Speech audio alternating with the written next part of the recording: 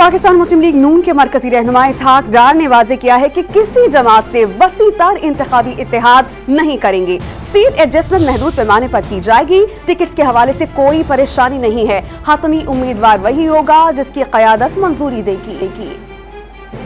Broad adjustment कि जी पूरे का पूरा अलायंस है और पूरे पाकिस्तान में उस तरह का कोई अरेंजमेंट किसी पार्टी से नहीं है।